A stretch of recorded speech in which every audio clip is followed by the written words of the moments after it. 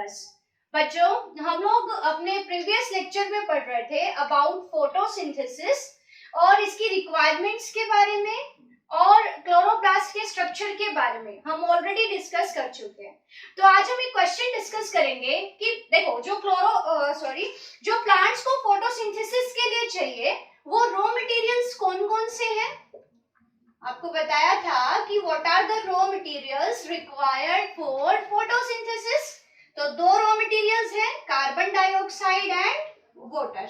Okay, आज हम पढ़ेंगे कि कैसे प्लांट्स कार्बन डाइऑक्साइड और वाटर को ऑब्टेन करते हैं, मतलब प्लांट को मिलती कैसे है कार्बन डाइऑक्साइड एंड वाटर। तो ये दो रिक्वायरमेंट्स को आज हम डिस्कस करते हैं।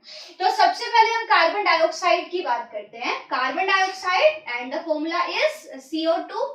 तो how do plants obtain carbon dioxide? तो ऑब्वियस सी बात है कि प्लांट्स अपने सराउंडिंग से कार्बन डाइऑक्साइड लेंगे।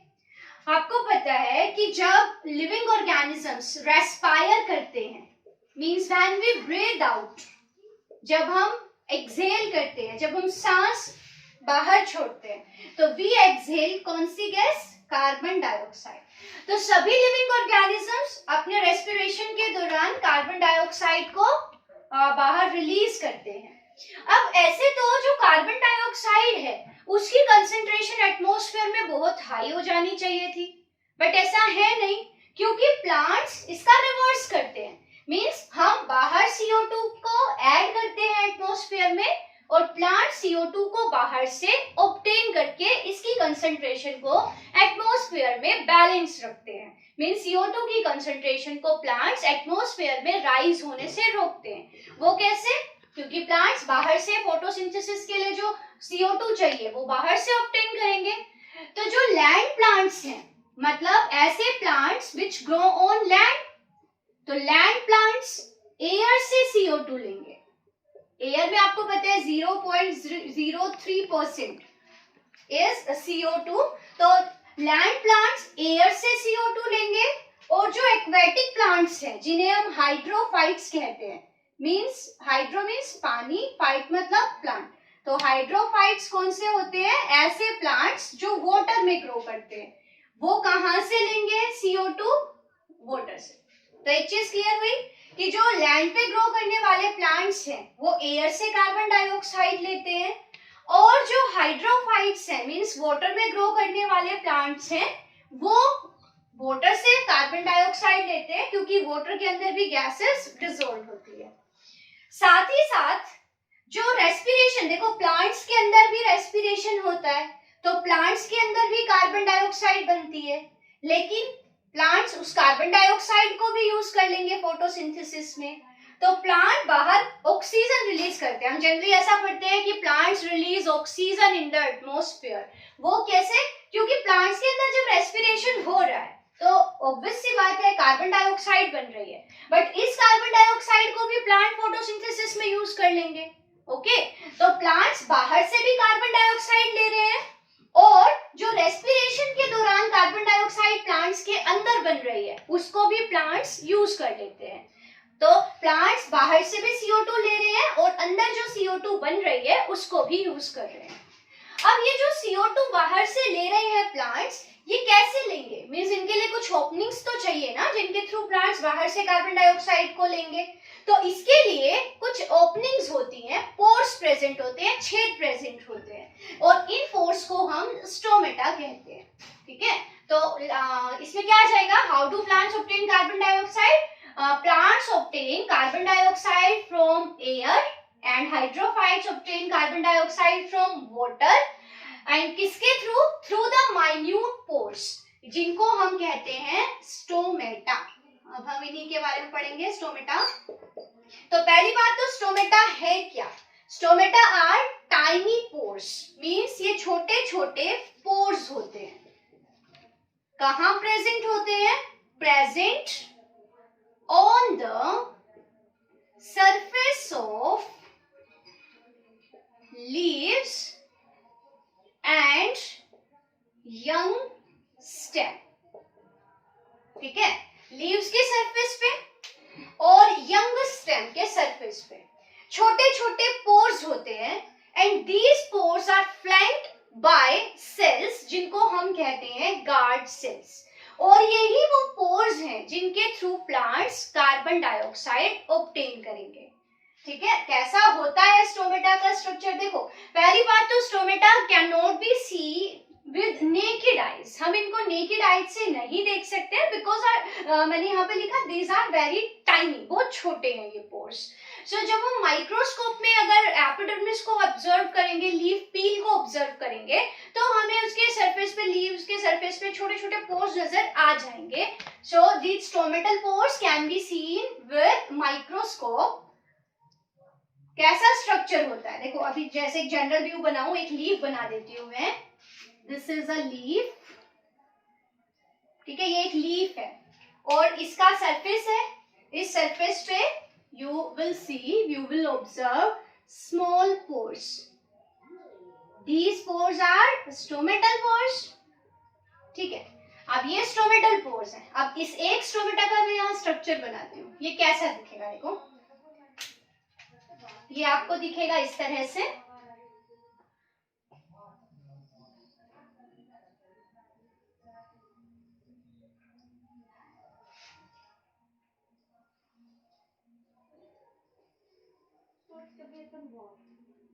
ठीक है, इस तरह से आपको ये दिखेगा। ये सेल्स दिख रही हैं दोनों साइड पे, दीज आर सेल्स। ये एपिडर्मल सेल्स ही हैं जो अपर सरफेस को फॉर्म करती है प्लांट्स के। तो these are epidermal cells, but ये स्पेशलाइज हो गई हैं। स्पेशलाइज एक काम के लिए हो गई है। इनका काम है स्टोमेटल पोर को खोलना और बंद करना। ठीक है, so these are what? These are guard cells. इनके बारे में पढ़ेंगे। गार्ड सेल्स की जो सेल वॉल है, देखो अंदर भी ये सेल वॉल होगी because these are plant cells and plant cells have cell walls. तो जो अंदर वाली वॉल है, दिस इज वेरी थिक। ये बहुत ही थिक है। जो इनर वॉल है, ये cell wall, this is thick. और जो ये बाहर वाली वॉल है, this one, this is thin. ठीक है, तो स्टोमेटल पोर जो है, दिस इज स्टोमेटल पोर और स्टोमा। स्टोमा कह सकते हैं इसको, या हम इसे कह सकते हैं स्टोमेटल पोर। ये तो हो गया छेद, पोर हो गया। इस पोर के दोनों साइड पे these are two guard cells. Guard cells are, इनके बारे में पूछा जाए तो these are specialised epidermal cells. ठीक है, पहली बात तो एपिडर्मिस की ही सेल्स हैं, बट ये स्पेशलाइज्ड हो गए। विच रेगुलेट, इनका काम क्या है? Closing and opening of stomatal pore, और you can say stoma. Stoma is stomatal pore. ठीक है, तो guard cells, stomatal pore is flanked by these two guard cells. Guard cells are specialised epidermal cells जिनका काम हो गया closing and opening of stomata. Stomata को, इस पोर को खोलने का और बंद करने का काम करना। ठीक है, अब ये जो गार्ड सेल्स हैं, these are green cells, means इनके अंदर भी यू विल ऑब्जर्व क्लोरोप्लास्ट। तो पहले तो हम यहाँ बनाए, एक तो न्यूक्लियस होगा, this is nucleus, this blue dot is nucleus of guard cell. ये तो हो गया न्यूक्लियस, और अलोंग विद दिस आपको छोटे छोटे ग्रीन कलर के डॉट्स नजर आएंगे। These green colour dots are chloroplast. ये है क्लोरोप्लास्ट। ओके, तो ये अगर आपसे पूछते हैं, क्योंकि 2 मार्क्स में जो प्रैक्टिकल वाले क्वेश्चंस आते हैं उनके अंदर आपसे स्टोमेटा के बारे में पूछा जाता है जनरली, तो आपको पहले तो याद करना है कि स्टोमेटा होते क्या है। स्टोमेटा छोटे छोटे पोर्स होते हैं। कहाँ प्रेजेंट होते हैं? लीव्स के सरफेस पे होते हैं और यंग स्टेम के सरफेस पे होते हैं। अच्छा, दिखते कैसे हैं? ये दिखेंगे, बीच में तो एक पोर होगा। इस पोर को हम स्टोमा और स्टोमेटल पोर कहेंगे।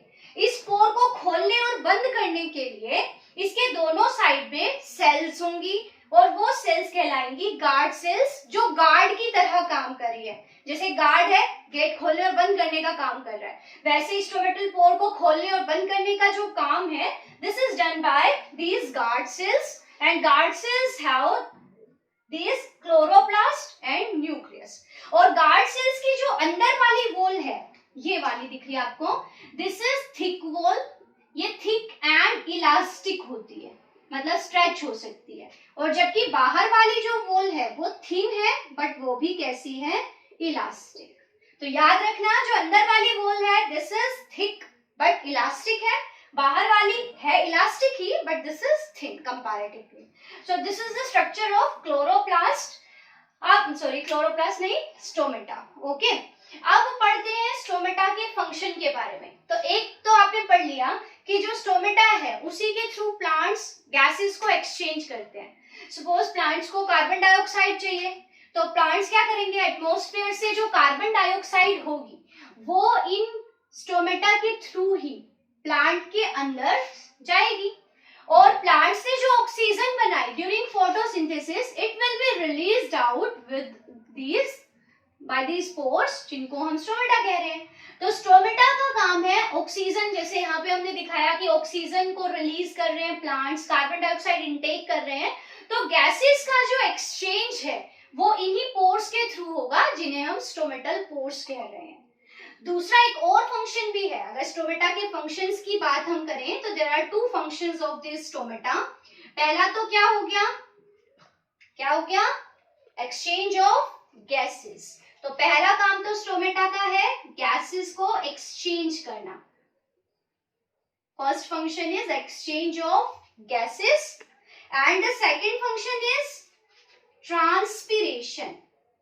ट्रांसपिरेशन क्या होता है, देखो बच्चों, कि जैसे बाहर भी एयर है और प्लांट्स के अंदर भी एयर है।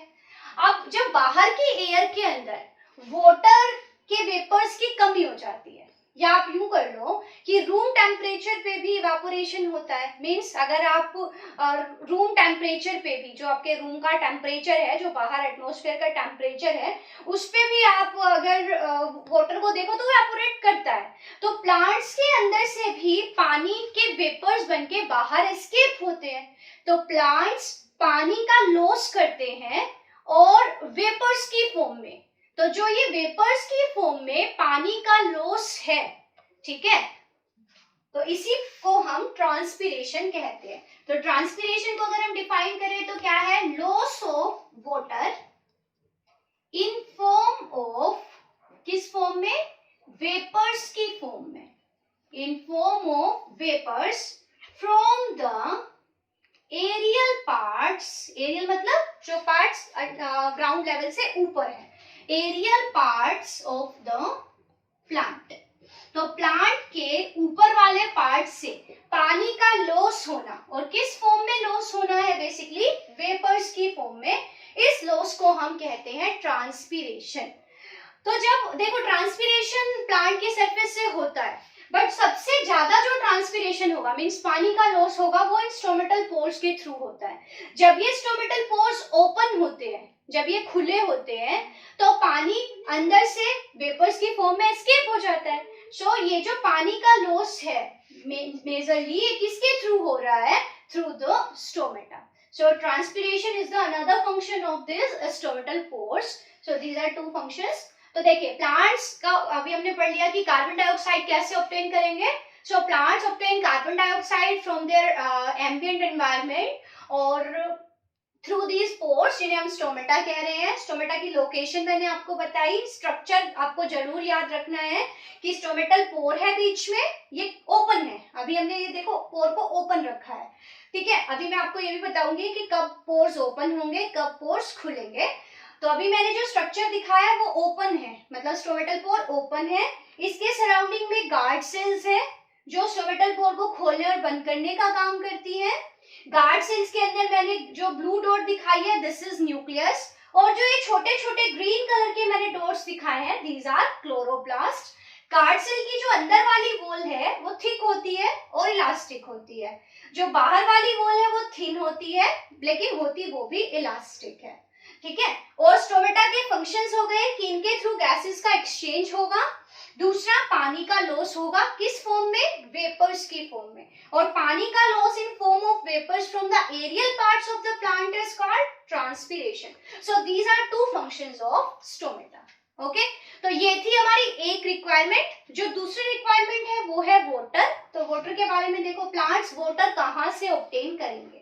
तो प्लांट्स ऑब्टेन वाटर कहाँ से, बताओ जरा, सॉइल से। तो प्लांट्स सॉइल से वाटर को एब्जॉर्ब करेंगे, ठीक है। तो प्लांट्स एब्जॉर्ब वाटर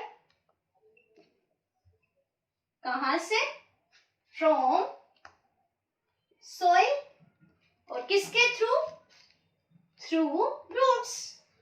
तो प्लांट्स सॉइल से वाटर को एब्जॉर्ब करेंगे और किसके थ्रू, रूट्स के थ्रू। आपने कभी सोचा है कि हम जो पानी देते हैं प्लांट्स को, वाटर डालते हैं, वो हम उनकी रूट्स में क्यों डालते हैं? क्योंकि रूट्स के थ्रू ही प्लांट पानी को एब्जॉर्ब करेंगे, ठीक है। कैसे करेंगे? जैसे देखो ये रूट्स है प्लांट की, ये रूट्स है, ठीक है, ये रूट्स की ब्रांचेस है। यहाँ पे मैं ब्लू कलर से आपको दिखाती हूँ, ये सॉइल के पार्टिकल्स हैं, ये सॉइल के पार्टिकल्स हैं। तो सॉइल के पार्टिकल्स के बीच में थोड़ा बहुत स्पेस है, ठीक है, और उस स्पेस के अंदर वाटर प्रेजेंट होता है। तो प्लांट्स क्या करते हैं, जो रूट्स है उनके अंदर छोटे छोटे हेयर जैसे स्ट्रक्चर प्रेजेंट होते हैं। तो रूट्स के अंदर क्या होगा, हेयर लाइक स्ट्रक्चर्स होंगे, जिनको हम कहते हैं रूट हेयर्स, ठीक है। तो हेयर जैसे स्ट्रक्चर होंगे रूट में, जैसे सपोज ये रूट की ब्रांचेस मैंने बनाई और इसमें मैं ग्रीन कलर से छोटे छोटे हेयर जैसे स्ट्रक्चर दिखा रही हूँ। These hair-like structures are called root hairs. ये root hairs जो soil के particles हैं उनके बीच में एंटर कर जाते हैं, एम्बेड कर जाते हैं, और यहाँ से ये पानी को एब्जॉर्ब करते हैं, और ये पानी फिर रूट से ऊपर की तरफ जाता है। और पानी का जो ऊपर की तरफ मूवमेंट है, मैं जैसे ये तो लीफ मैंने ये तो मैंने रूट बना दी, अब लीफ यहाँ है, अब लीफ को फोटोसिंथेसिस करना है, तो रूट से ऊपर तक वाटर को कौन लेके जाएगा? तो ये काम करने के लिए प्लांट्स के पास एक टिश्यू होता है, और उस टिश्यू को हम कहते हैं जाइलम टिश्यू, ठीक है।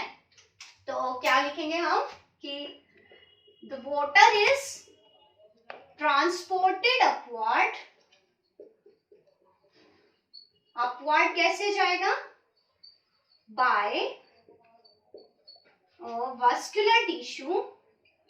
इन टिश्यूज के बारे में आप ऑलरेडी 9th क्लास में पढ़ चुके हो, जिसका नाम है जाइलम। तो वाटर को ऊपर लीव्स तक लेके जाने का काम कौन करेगा, जाइलम टिश्यू, ठीक है। तो वाटर के बारे में आपको क्या याद रखना है कि प्लांट्स वाटर को एब्जॉर्ब करेंगे रूट से, और कहां से एब्जॉर्ब करेंगे, सॉइल से, और इसके लिए रूट्स के पास हेयर जैसे स्ट्रक्चर होते हैं जिनको हम रूट हेयर कहते हैं। रूट हेयर की वजह से क्योंकि रूट हेयर बहुत ही छोटे हैं और बहुत ही माइन्यूट है, और ये सॉइल के पार्टिकल्स के बीच में एंटर कर जाते हैं और वहां से वाटर को एब्जॉर्ब कर लेते हैं, और ये वाटर फिर ऊपर की तरफ जाएगा जाइलम के थ्रू। तो रूट हेयर की वजह से जो रूट्स का पूरा एरिया है, जिस एरिया से वो वाटर को एब्जॉर्ब कर पाएगी, वो बढ़ जाएगा, क्योंकि बहुत सारे रूट हेयर है तो ज्यादा एरिया से वाटर को एब्जॉर्ब कर पाएंगे। So this water is transported upward, किसकी हेल्प से, जाइलम टिश्यू की हेल्प से, ठीक है। तो आज के लेक्चर में हमने पढ़ा, हमारा एक क्वेश्चन हमने सॉल्व किया कि प्लांट्स कैसे CO2 और वाटर को एब्सॉर्ब करते हैं। अब आगे के लेक्चर में हम इसको कंटिन्यू करेंगे। Thank you, have a nice day.